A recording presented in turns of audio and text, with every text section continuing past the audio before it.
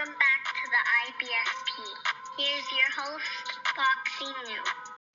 Jaime Munguia gets stopped. Look, let's break it down honestly and objectively as possible. And Jaime Munguia gets stopped by Bruno Soares in his most recent fight. You know, Jaime Munguia was a massive favorite. Soares was a massive underdog. Jaime Munguia himself, you know, he was a hometown fighter.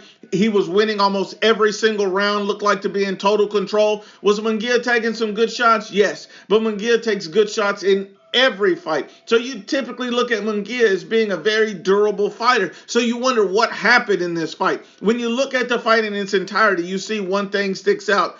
Initially, you see that it was an extremely fast count. That's one thing. Once Soares hit Munguia with a very good shot, put him down, the ref, extremely fast count. I have not seen a count this fast in a massive fight ever. So this is one of the fastest counts that I've ever seen, especially in a fight with a guy like Jaime Munguia, who's a hometown fighter, a big name. It's a little surprising to me. So I do take the fast count into consideration of everything. Another thing I take into consideration is that Bruno Soares, this guy coming into the Jaime Munguia fight, only had 4 knockouts. So this guy's not a big power puncher. He has not been fighting top fighters. This guy appears to be a journeyman level guy. That's what he appears to be, losing almost every single round, only 4 knockouts. So how does Soares get a guy like Jaime Munguia, who's shown in the past that he could be durable, who's shown all of these qualities in the past?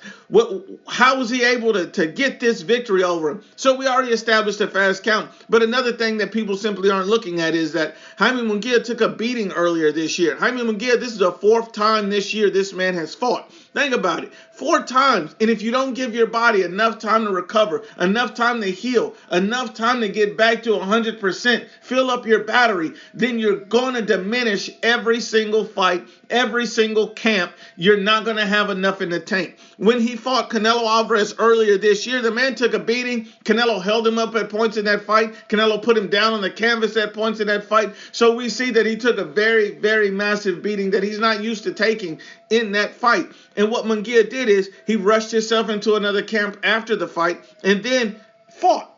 And then after that, he rushed himself into another camp and then fought again.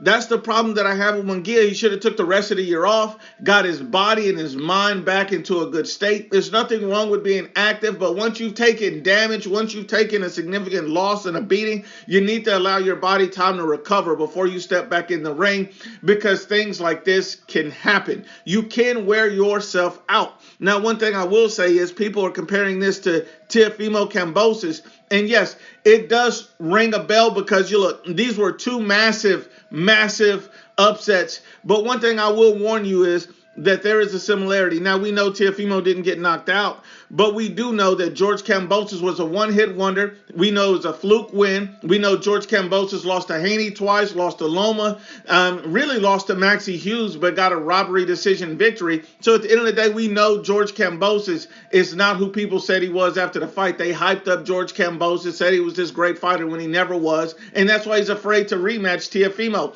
Let's just be honest and unbiased about it. But at the same time, when you look at Bruno Soares, this guy's not beating any of the top guys at 168. He's not beating Canelo Alvarez. He's not beating Caleb Plant. He's not beating Mbili. He's not beating Pacheco. He's not beating any of the top guys in the weight class. This was a flukish win for him. People forget that he was losing rounds. People forget that he only had 4 knockouts prior to this. And people also forget that Jaime Munguia got a fast count and that Jaime Munguia also has a lot of mileage on him from the last few fights all this year. So we have to take everything into consideration when we look at it. Jaime Munguia lost fair and square, but at the end of the day, Bruno Soares, he's not going to be a killer.